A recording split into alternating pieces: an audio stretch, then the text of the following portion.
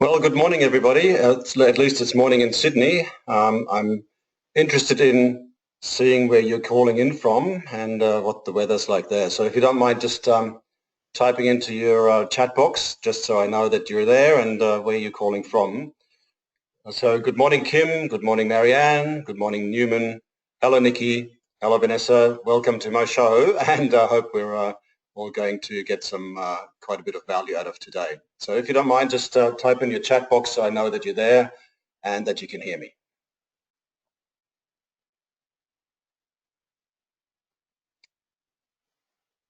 Greg is also in Sydney. He says it's rainy. Well, yeah, but look, it's meant to be, I think, 31 degrees on the weekend, so that can't be a bad thing. Lots of you from Sydney. Oh, here's somebody from San Francisco. That's great. Good afternoon in San Francisco. How are there?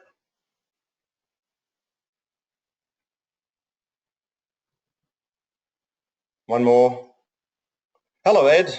Welcome to my show. Good to see you here. All right. So let's begin. What we're going to talk about is sales and marketing alignment and collaboration and why we should have it and how it can help you to drive sales. So here's a little bit about me, and I'm going to tell you a little story in a minute, but basically I've spent a lot of time working in large organizations on both the sales and the marketing side, and it's always struck me how the two could, shall we say, collaborate a bit better. So then I wrote something called the One Team Method, which is actually a methodology for bringing them together, and I'm going to talk a bit more about that this morning. And I wrote a book about it called the One Team Method. I lecture about it at the Sydney Business School in the Executive MBA program. I'm a director on 2 boards. I'm an international mentor and business coach. And in my personal life, I like spending time with my family, believe it or not. I play a bit of sport, but I enjoy cooking, especially for friends, having them over and giving them fine wine. So if you're ever invited to my house, you're in for a bit of a treat. That's enough about me, except to say that Selling Power magazine, which is kind of the salesman's Bible in North America, was kind enough to name me as one of 5 global sales and marketing collaboration experts. And so there's a little excerpt from the magazine here. All right. So now I said I was going to tell you a little story. Well, look, I spent, as I said, 15 years in sales and marketing for some of the largest brands on the planet, Canon, Sony, 3M, CSC. And like I said, it's always struck me how the two don't collaborate really well. But I want to tell you a little story about one particular organization, and I'm not going to tell you which one, that basically said, well, but basically what happened was I would describe the relationship between the parties as having barbed wire fences between the two of them, And the fact that I call them departments is probably telling enough, The salespeople were never satisfied with the leads that we put onto them when I was in marketing. They didn't like the brochures. They just didn't feel that they were being adequately supported by marketing, and they kind of called the marketing team the brochures and events people because that's what they figured were the marketing people were only good for. On the other hand, in the marketing team, we were terribly frustrated that the salespeople wouldn't follow up the leads, and we'd go to a lot of trouble creating them.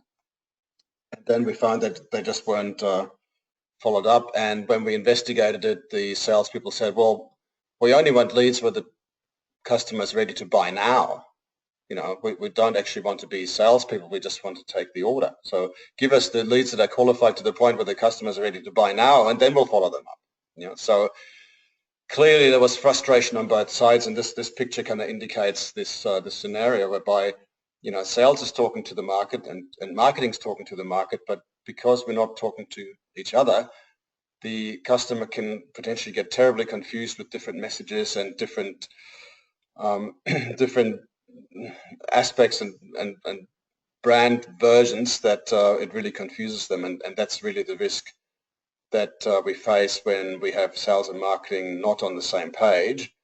But it does get worse, and I'll elaborate on that as well. But generally speaking, we can say that collaboration solves problems, whereas a lack of collaboration creates problems.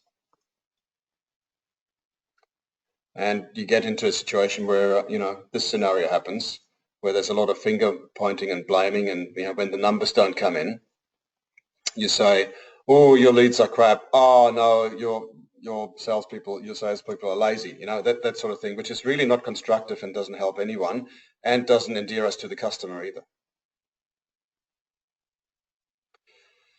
So what it creates is these symptoms here, whereby salespeople are not achieving their targets. The cost of the business goes up, and last but not least, it really creates not a nice business environment where finger pointing does not endear itself to a nice working environment. And so I would like to ask you to type in now and just say A, B, or C in terms of in your organization. Are your sales and marketing teams working seamlessly together? Now, I've purposely phrased the question a bit high level, saying working seamlessly together, but I want to know, roughly what do you think the relationship between sales and marketing is? And if you could also type in whether you're in sales or whether you're in marketing, because then we'll have a bit of a comparison. So I'll give you just 15 seconds to do that now, please.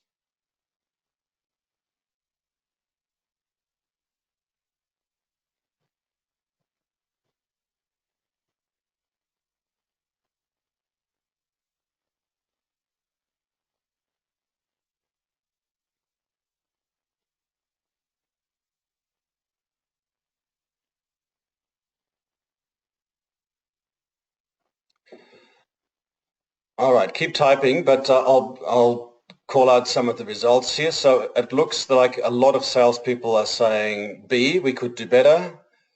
One of you said C, not much at all. So that's exactly the type of organization I was talking about, where there's a lot of room for improvement. Interestingly, one of you is saying I'm both in sales and marketing, and A, we're doing great. Well, of course, that is not a big surprise there.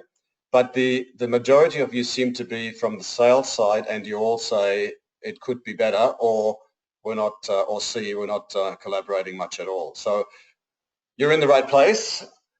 Thank you for joining us. We'll move on, and hopefully we'll give you some ways to remediate the issue for you. So the point we want to end up with. So we've shown you the picture where sales and marketing don't collaborate, but this one here is an image of what happens if they do collaborate. So what we want is we want sales to be on the front line and talking to customers and prospects, but feed back to marketing their experiences from the coalface. So saying, this collateral really works well for us with this type of audience, or we're getting these objections, or we're hitting up on these competitors. What can you do about it, marketing?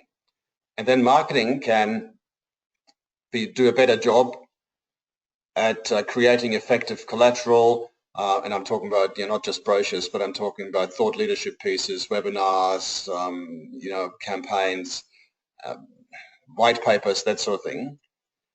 And marketing can do a much better job to support sales with the collateral that they need and the campaigns that they need to reach their targets, and do a better job at providing insight to the market, whereby we can get the customers to become interested in our brand in the first place.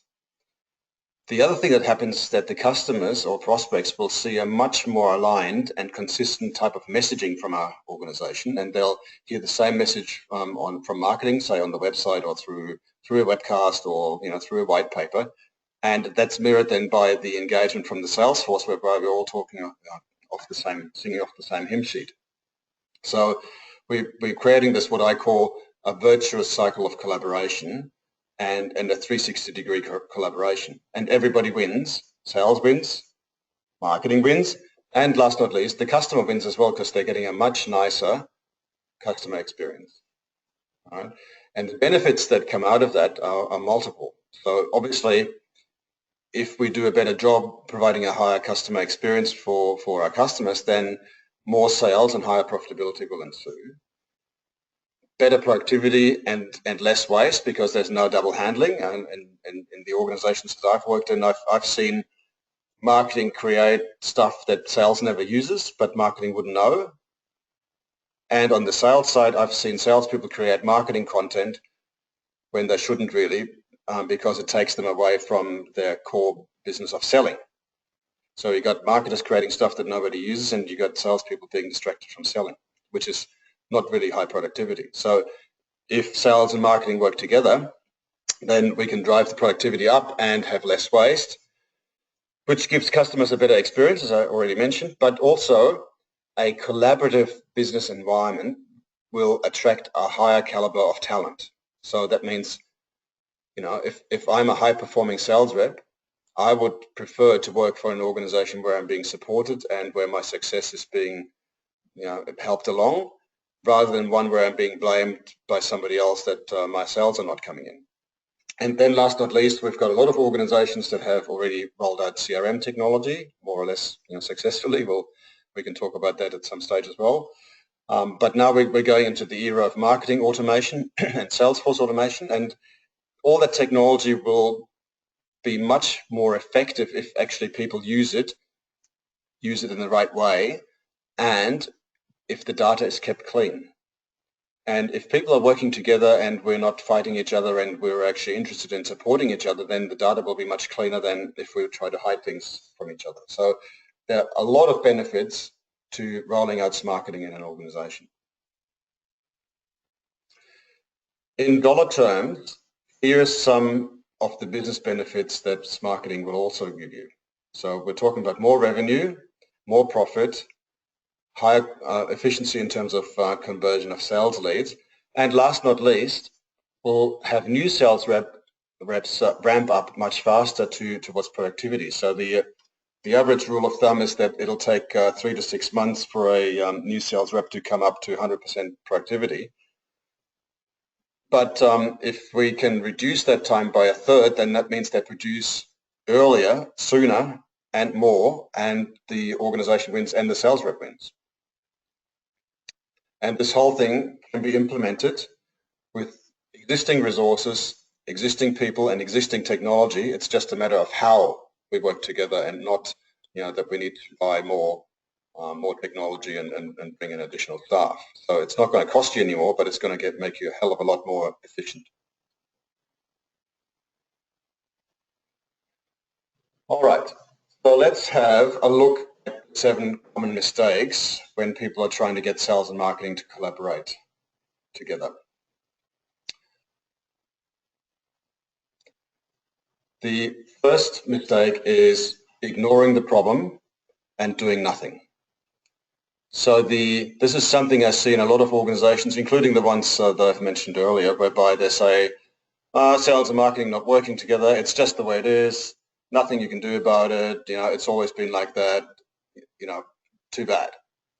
When that's really rubbish, just because we're ignoring a problem doesn't mean we're solving it. We're just sweeping things under the carpet and we're sticking our head in the sand like this guy here. And there is a cost to doing nothing. I'm going to talk about that a bit later. So the tip here is, if you find yourself in a situation where sales and marketing are not working together, speak out. Take the initiative, be part of the solution, make yourself part of the solution, and keep it constructive. Instead of saying, oh, marketing's leads are no good, or the salespeople are lazy, we go, well, okay, we are where we are. How can we improve from here? If we go back to you guys saying we're mostly bees, we could be doing better, that means there's some collaboration already and you can build on that. So my tip to you is, you take the initiative, you try to get something going between sales and marketing, and you be the solution. Let's move on.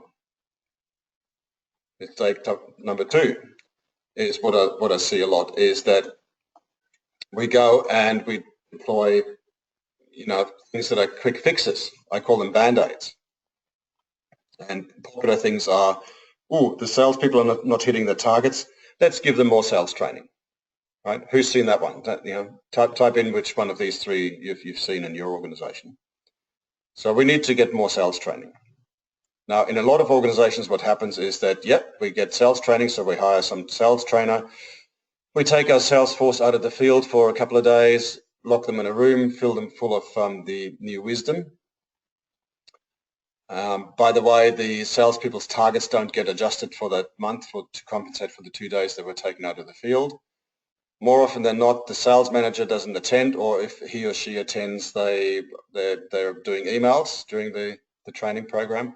And then at the end of the 2 days, we pat the salespeople on their back and say, good luck, now go out and practice the new ways that you've learned. And that's it. Now, I don't think that's really doing anybody any good. I have nothing against sales training, don't get me wrong, but it needs to be supported with ongoing coaching, because otherwise you will find that whatever is being learned is forgotten and not being practiced, and the whole thing was done in vain. So can you just type in if you've seen this scenario in organizations that you've worked in?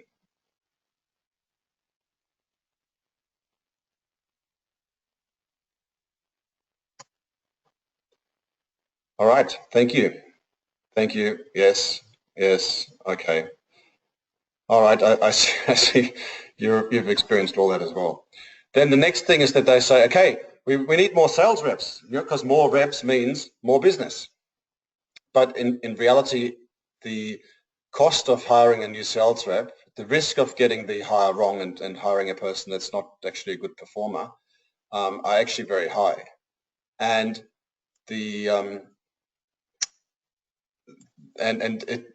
making people's territory smaller and hiring more reps may not actually get you more revenue, but it'll certainly drive your costs up. So that's not really a great solution either.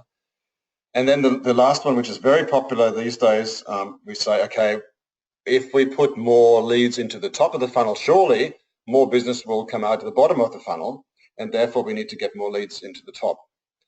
So two things about that. One is that a faulty sales pipeline or sales process is not going to be remedied by more leads at the top.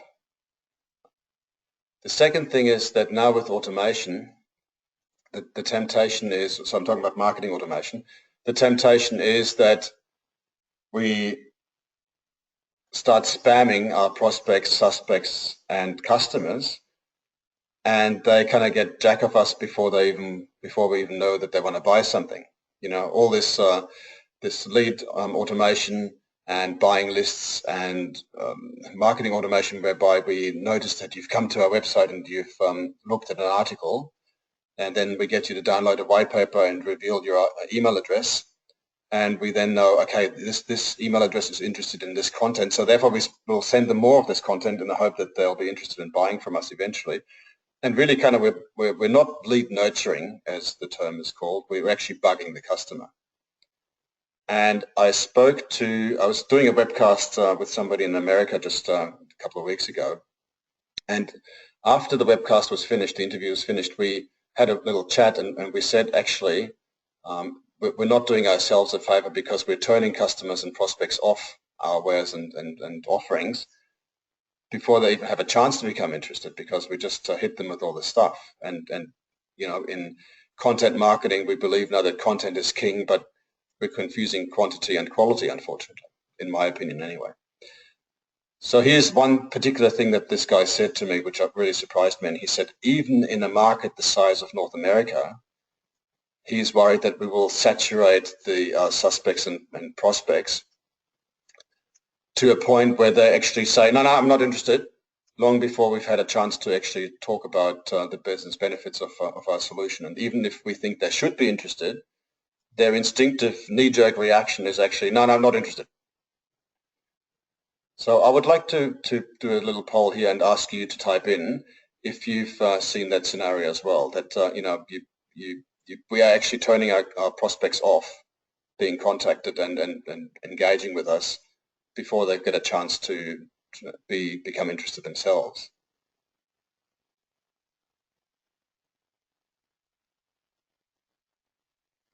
So if you just type in now, please.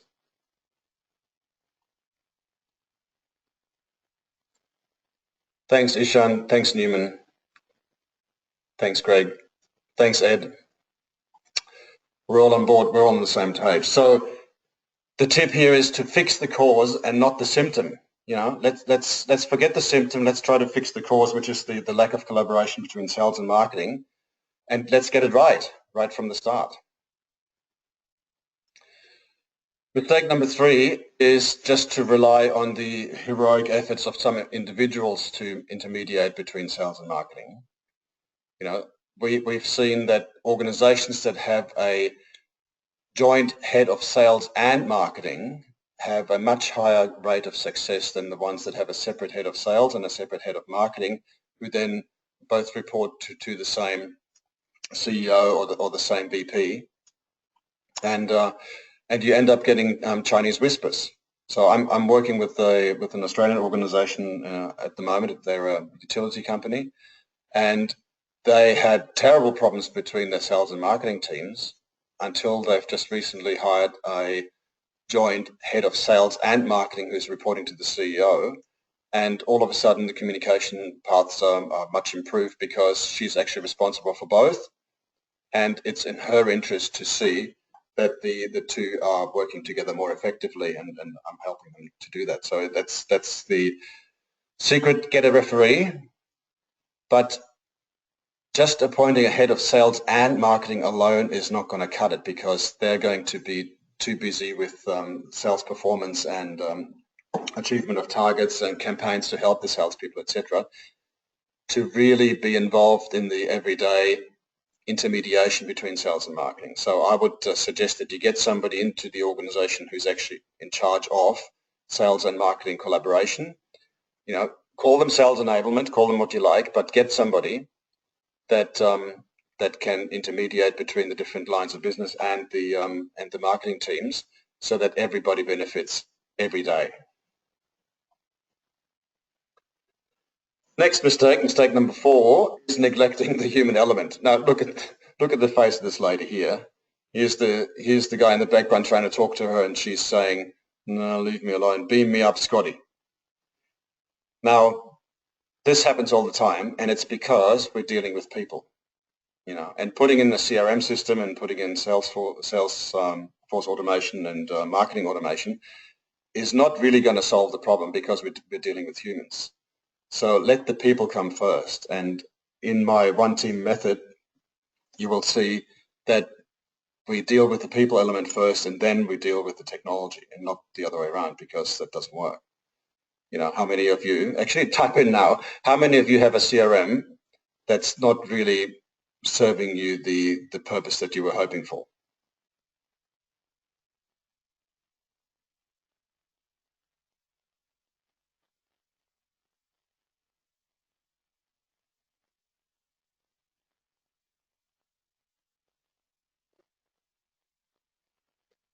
Yes, that's right. So the common view that I'm getting is that salespeople think a CRM is designed to manage them, not to support them. So basically to spy on us and to get all our connections and contacts and make our relationships less valuable to ourselves and more valuable to the organization.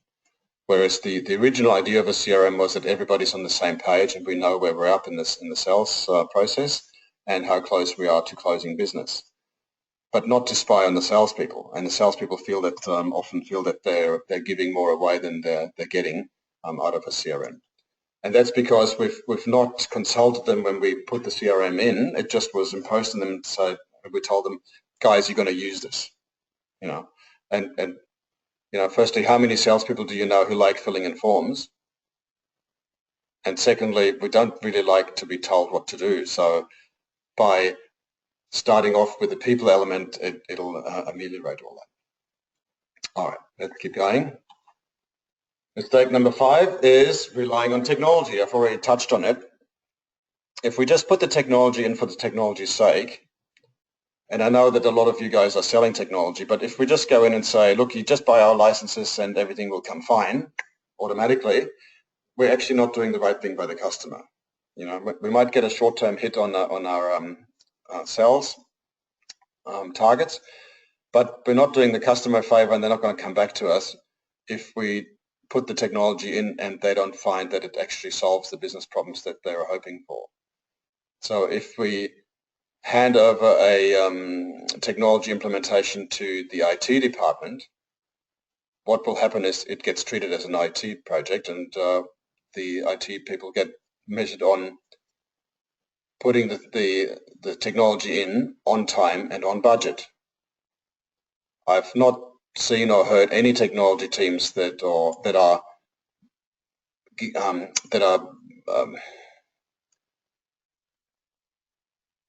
are goaled towards realizing the business benefits of the technology. They're goaled on put it in on time and on budget. And how do you put something in on time and on budget? Is you leave the people element out and you just turn it on and say, there it is, guys, now just go and knock yourselves out and use it. Whereas if we had consensus between the salespeople and the marketing people on a CRM system or a Salesforce automation system or a marketing automation system, then the minute it gets turned on, it'll get used in the way that it was intended because we've already agreed that it's a good idea to have it. Whereas if we put the technology in first and then try to get the people to use it, we meet resistance simply because of what I said in mistake number 4, we've neglected the human element. All right, next point. Number 6, leaving your boss out. So again, we're talking about heroic efforts of individuals, not going to work.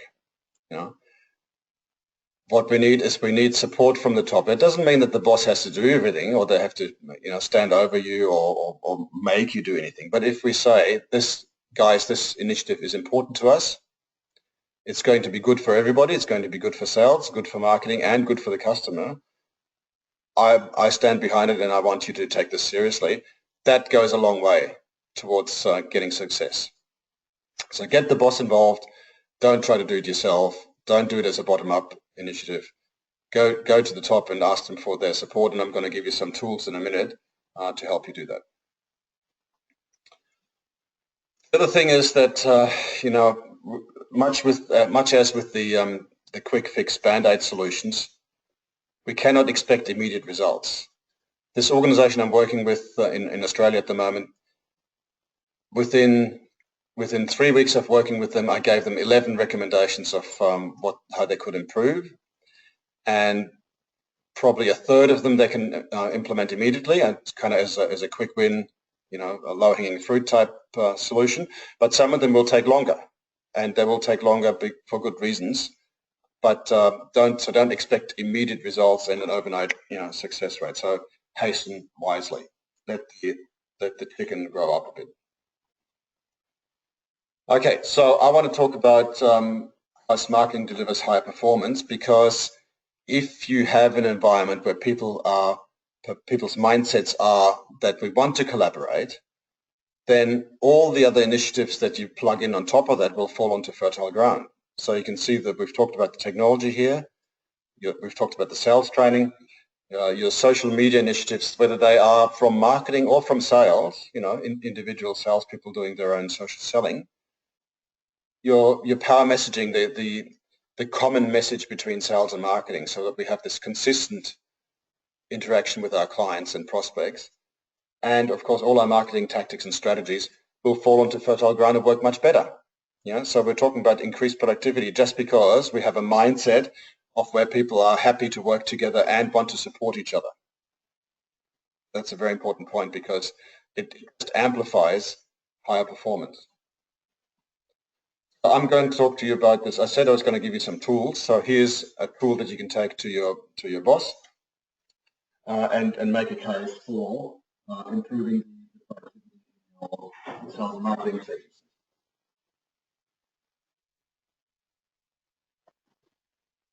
So we have a base case here whereby we're selling something for $100. It costs us $60, so we're making $40 gross profit. Then we have some fixed costs, and at the end, the profit before tax is $10, right? That's our base case. Now let's look at what happens when we just tweak a couple of things by 5%.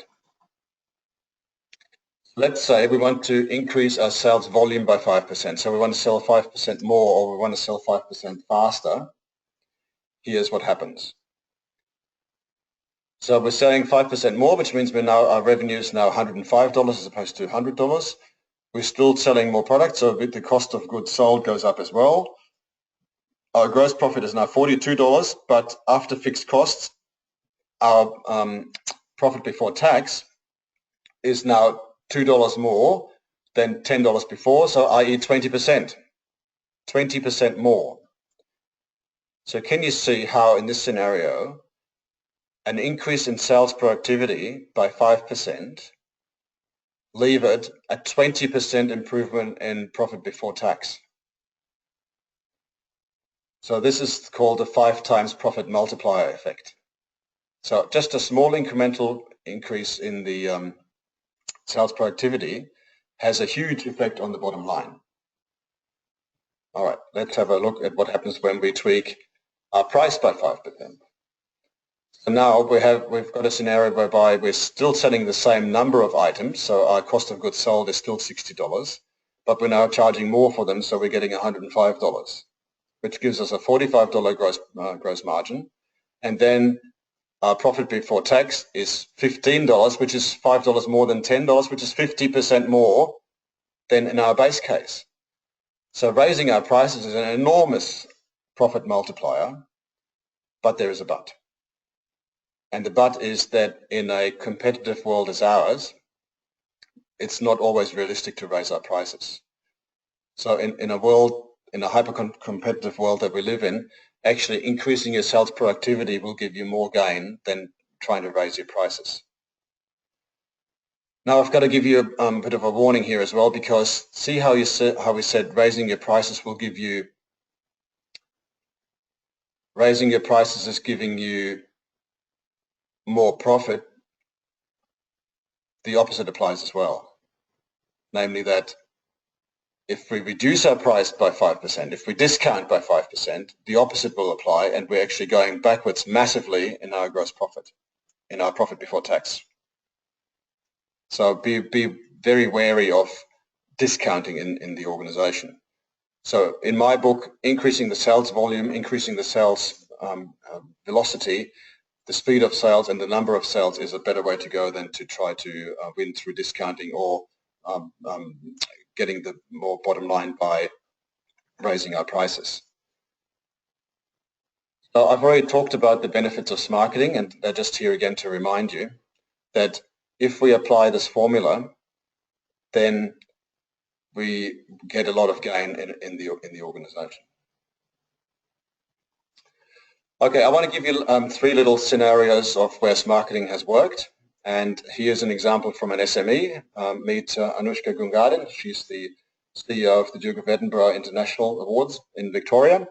And she came in about 2 years ago into the organization, and she found it was totally dysfunctional. Nobody wanted to be in sales, and everybody wanted to be in PR because they're a not-for-profit organization, and they felt that selling wasn't the right thing to do. It was, in fact, dirty and evil.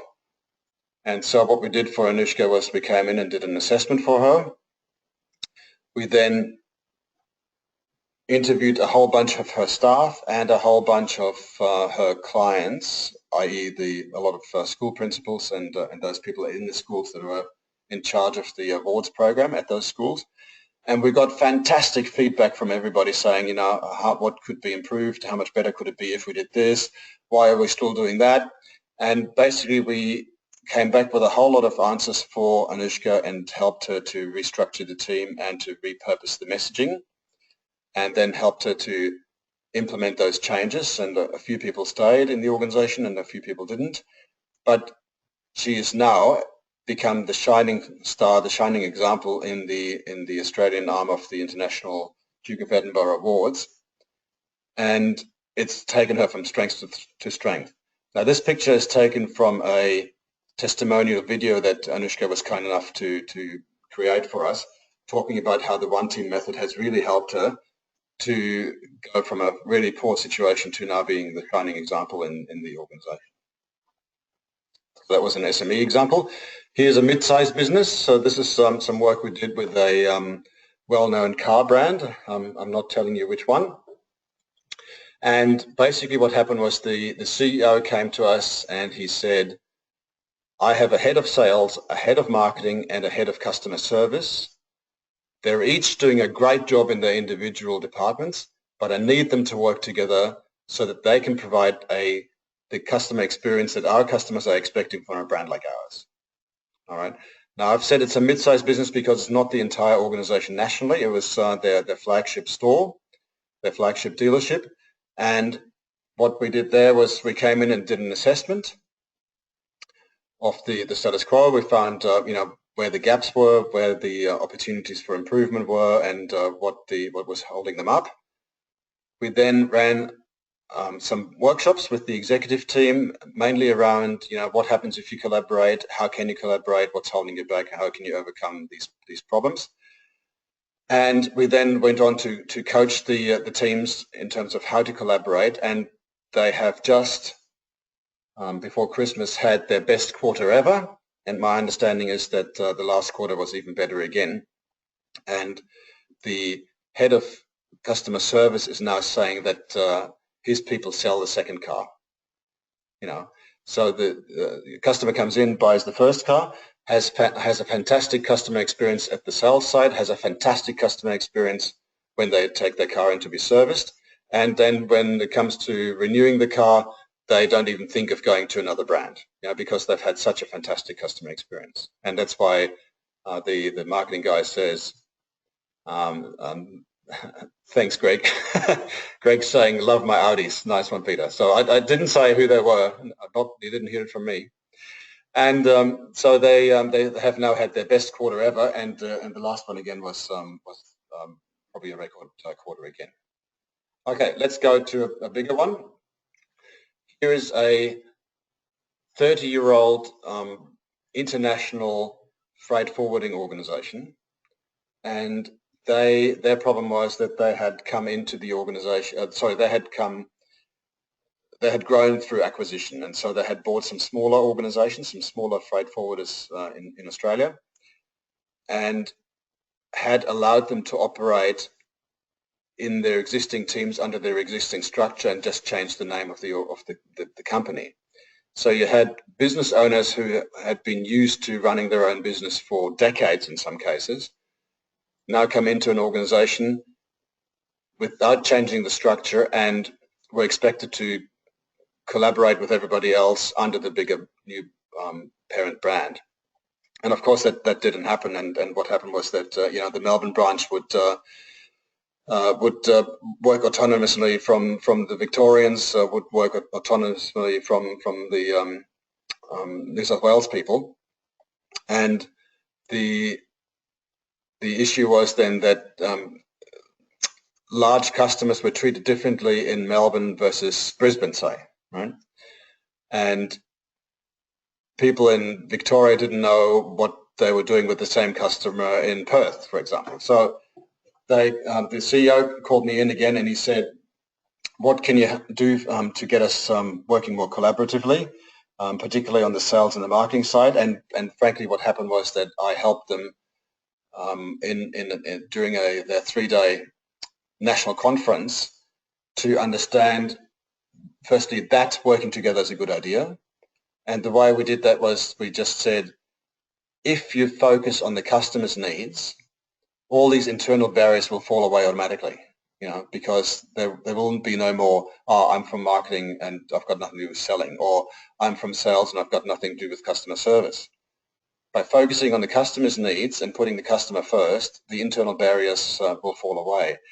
Again, ran some workshops with them, ongoing coaching, and they're now going from strength to strength. And I've just spoken to one of the directors there this week, and basically their cross-selling, upselling has resulted in higher sales and more profit. So the same customer that was served in isolation from everybody else in Brisbane, they can now say, look, we can give you the same thing out of Sydney, and would you like us to talk to you about that? So there's enormous opportunities for cross-selling and upselling that really has increased their sales and their profitability. Now, obviously better collaboration has produced higher productivity and less waste, less costs. Their staff are much happier and very loyal. There's some long-standing people in there that are now very happy that they're working for part of a larger organization. As I said, the customers are experiencing getting a better experience, and they're giving them more repeat business, and the technology that they've implemented is now being utilized in the right way. So win-win-win all around.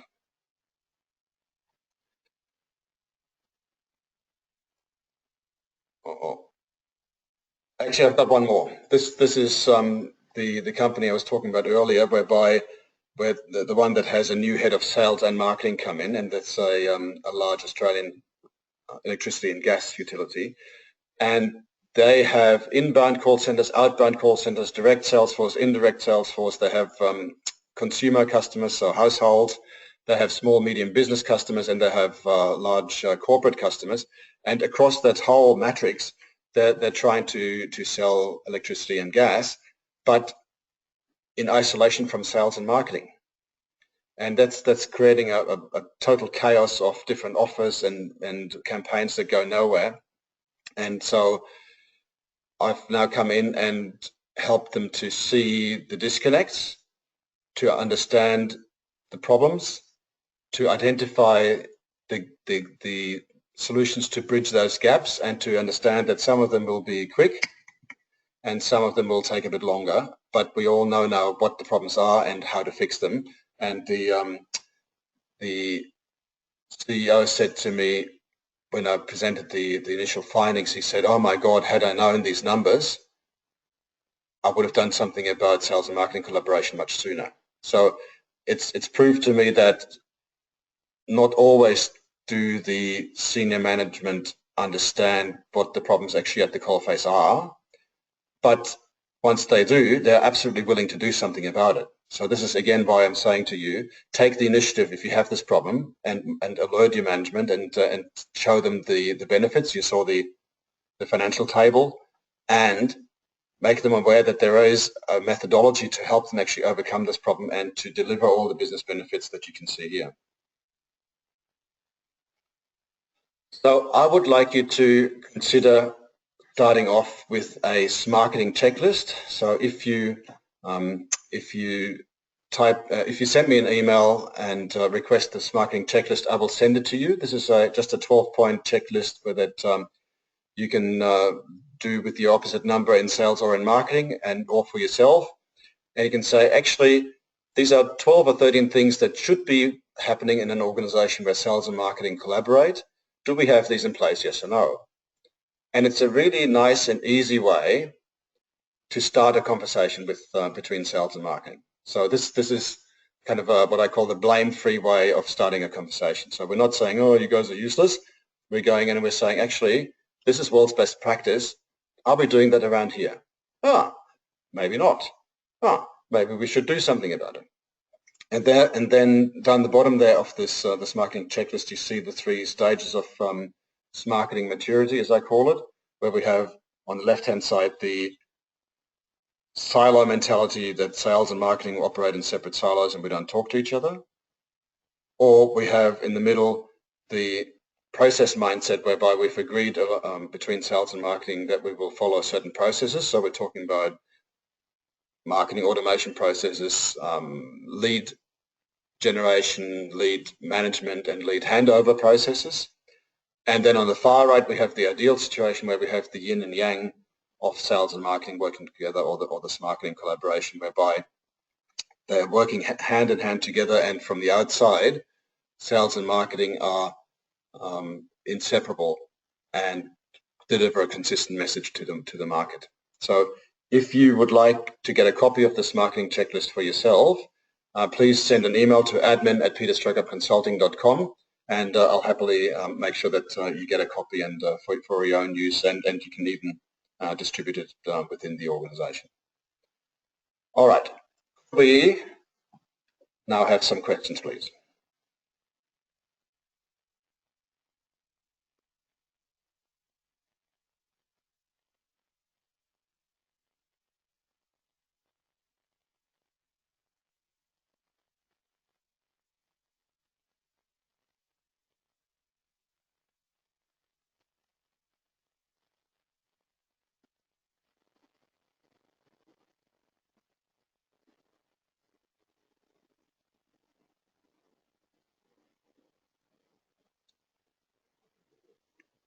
All right, Charles is asking, how do you best start this conversation? Well, I've just mentioned this marketing checklist, but I'll be quite happy to have a conversation with your head of sales or head of marketing or your CEO to come in and say what's in it for you specifically, what experiences have we had elsewhere, and how can we get a result for your particular organization. And I can even run some financial models and say what would it mean specifically for your organization. So this is a free first consultation. I'm quite happy to come and make it as informal, a coffee catch-up if you like, or formal like a presentation to the executive committee. Either way, I'll be happy to work with you and help you get a conversation started. Who else has a question?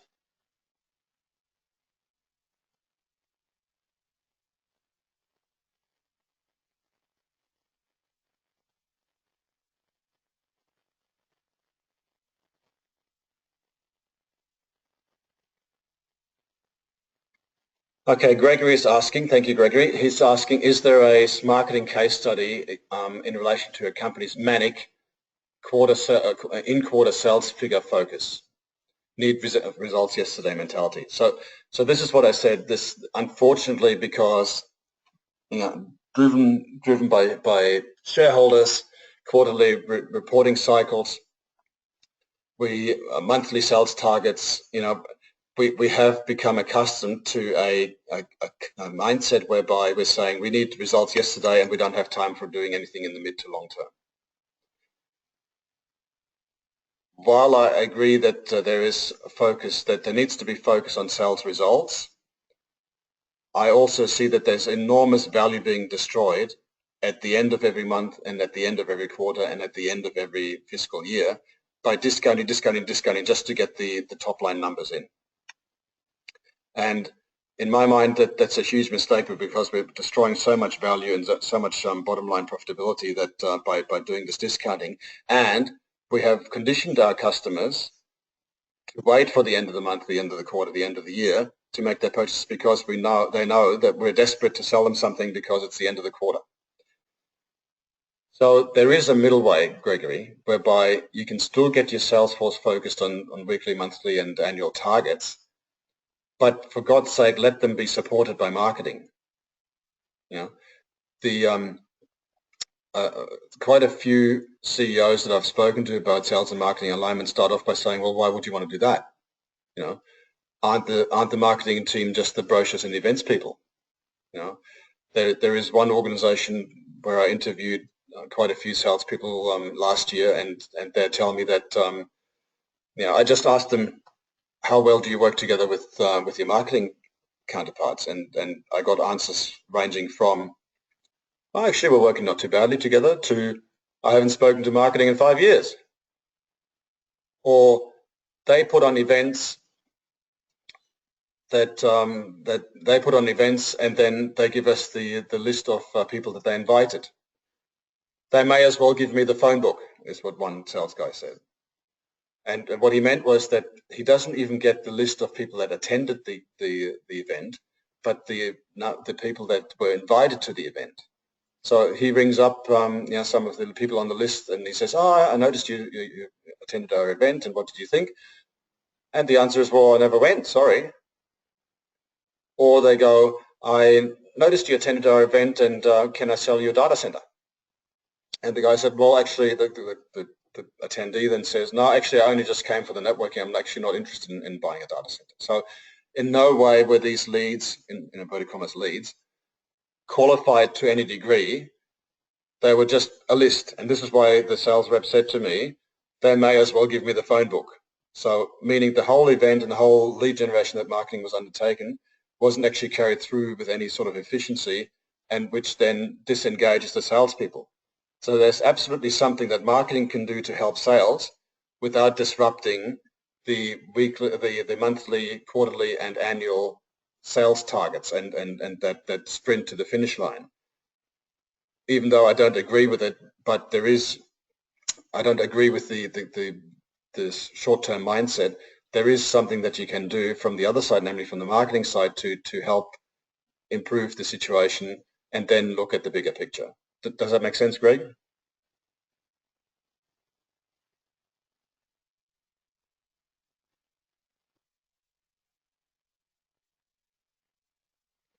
All right. Who else has a question?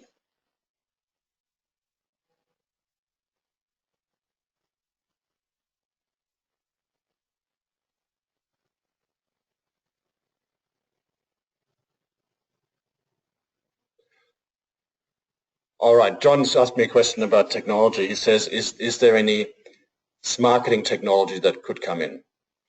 So the short answer, John, is that yes, there is. And in fact, there are two apps that I could recommend. One is called Collaborate, which is a piece of collaboration software that makes the interaction between sales and marketing more effective insofar as it doesn't rely on meetings and it doesn't rely on emails. It just makes the collaboration between sales and marketing not only a daily occurrence and basically a mode of operation, but it also extends the collaboration beyond head office. You know, if you're in head office and the salespeople are there and the marketing people are there, it's easier to talk to them than if you're in a regional office, say in a Brisbane branch or a Darwin branch or in a different state or even country. And so this application allows the marketing people to receive feedback from all the salespeople to the same degree wherever they are located, and it gives marketing much better insight into what actually works for the sales force and what doesn't. And then through the same app, they can actually feed back to the salespeople what they're doing in return for the feedback from the sales force. So in other words, they can go, thank you guys for your feedback on the last campaign we ran. We got these ideas and we've got these critiques. Here's what we're going to do about it next time. Right? So automatically the salespeople are empowered to feed back to marketing what they think, but then marketing has the ability to take all that information and make an informed decision and then play that back to the sales force, informing them of what they're going to do with the feedback that they've received, and that there is actually something happening in return for the feedback. Because if it all fell on deaf ears and went into a black hole, then of course the feedback would soon stop and we'd go back to where we were. The other app is an app called Meeting Quality, which is quite a sneaky little app. It actually helps you to make your group meetings more effective. And the way it does that is by basically sending every meeting participant, so say you've got a meeting between sales and marketing on a weekly or monthly basis, and at the end of the meeting the app sends everybody who attended the meeting a little survey saying, how do you rate the other attendees? Just a very quick one. And how do you rate the other attendees' contribution to your meeting? And then everybody gets the score of the lowest score, the highest score, and your score. So you know where others have rated your contribution in this meeting. And the first couple of times people kind of ignore the ratings and say, oh yeah, what would the app know? But then if by the second or third time that the app rates them lowly, they actually start thinking about whether they need to be in the meeting in the first place or whether they shouldn't pull their socks up and contribute more. So it's quite a sneaky little app. It's actually, once you put it into an organization, it goes quite viral because the benefits are just enormous. And it doesn't name or shame anybody. It's anonymous. But I know how my colleagues are rating me. I don't know who's rated me how, but it can be very powerful. All right. All right. Well, look, thank you guys. If there are no further questions, I'll sign off here. Please feel free to contact me, and don't forget the marketing checklist. And I look forward to hearing from you. If you want to take the conversation offline and have a little chat outside this forum, I'll make myself available to you. Please feel free to contact me, and I'm happy to just shoot the breeze a little bit with you and say, hey, what if? And let's see what happens. So, guys, take me up on my invitation of this marketing checklist and of a informal chat about the situation in your organization. And I wish you all a good day and a happy Thursday, wherever you are. All the best. Thank you.